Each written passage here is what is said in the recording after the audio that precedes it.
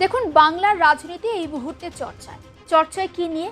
আইপ্যাকের কর্ণধার প্রতীক জৈনের 7 নম্বর লাউডন স্ট্রিটের বাড়ি এবং তার গোদরেজ ওয়াটার সাইটের অফিসে ইডির তল্লাশি, এই নিয়ে রাজ্য রাজনীতি উত্তাল ভোটের আগে। আর সেই তল্লাশির মাঝেই হঠাৎ করে মুখ্যমন্ত্রী ঢুকে পড়া এবং ফাইল নিয়ে সেখান থেকে বেরিয়ে আসা। বাংলার বেনজির এই ঘটনা বৃহস্পতিবারের পর থেকে একেবারে গোটা দেশের নজর কেড়ে নিয়েছে বলা যেতে পারে, বা লাইমলাইটে রয়েছে। মুখ্যমন্ত্রী মমতা বন্দ্যোপাধ্যায়ের আচরণ এবং ফাইল বহনের ঘটনা রাজনৈতিক প্রশাসনিক মহলে একটা তীব্র সমালোচনার জন্ম দিয়েছে। How to collect all of our party hard disk, the candidate list, the party strategy, the party plan. Is it the duty of the ED and Amit Shah, the nasty home minister, the naughty home minister, who cannot protect the country, and is taking away all my party documents? If I raid the BJP party office, what will be? What will be the result? They didn't have any guards. One side the SIR case, they are deleting all the names of the Bengal people. More than 2 crore people, 1.5 crore people are being called. 54 lakhs are being deleted without any asking their details. They are using WhatsApp only, and because of election they are collecting all my information of my party. देखो मैंने सब लेके आया because I rang up Pratik because he is the in charge of my party. So my hard disk, see, phone, hard disk, all they are collecting, and they have already attacked my IT office also in sector 5. I am going there also. তবে ইডির পক্ষ থেকে কি বলা হচ্ছে? ইডির পক্ষ থেকে বলা হয়েছে এই তল্লাশি এবং নথি বাজেয়াপ্ত শুধুমাত্র তারা তদন্তের স্বার্থেই করেছে। তবে কেন্দ্রীয় তদন্তকারী সংস্থা তদন্তের মাঝে কিভাবে হস্তক্ষেপ করা যায় সেটা নিয়ে একটা প্রশ্ন উঠেছে। ইডির পাওয়ার ঠিক কতটা, বা ইডির কতটা ক্ষমতা রয়েছে? ইডি কখন কাকে গ্রেপ্তার করতে পারে? ইডির অপব্যবহার নিয়েও সুপ্রিম কোর্টে মামলা হয়। সুপ্রিম কোর্ট ঠিক সেই মামলায় কি বলছে অবশ্যই জানাবো। তবে এক নজরে চোখ বোলানো যাক 2022 সালের জুলাই মাসের একটা ঘটনার দিকে।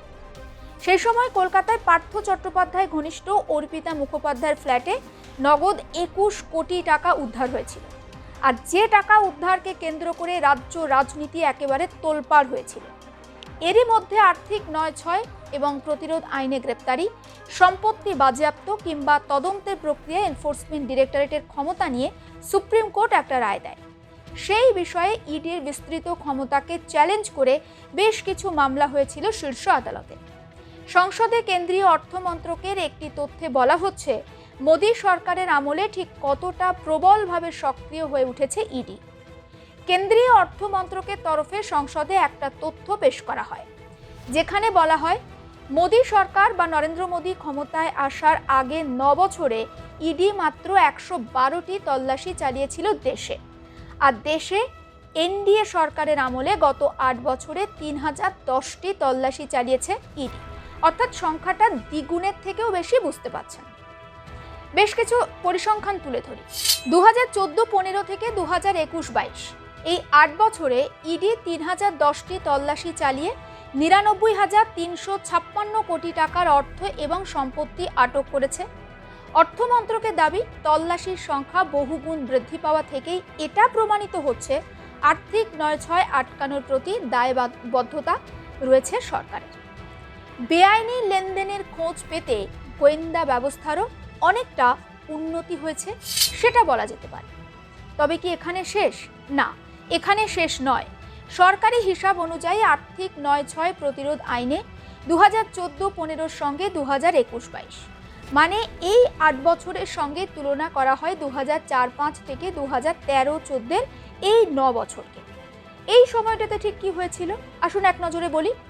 2004-05 থেকে 2013-14 পর্যন্ত 9 বছরে 112টি তল্লাশিতে 5,346 কোটি টাকা নগদ এবং সম্পত্তি আটক করা হয়েছিল। বছরে 104টি চার্জশিট পেশ করলেও ইডি কাউকে দোষী সাব্যস্ত করতে পারেনি।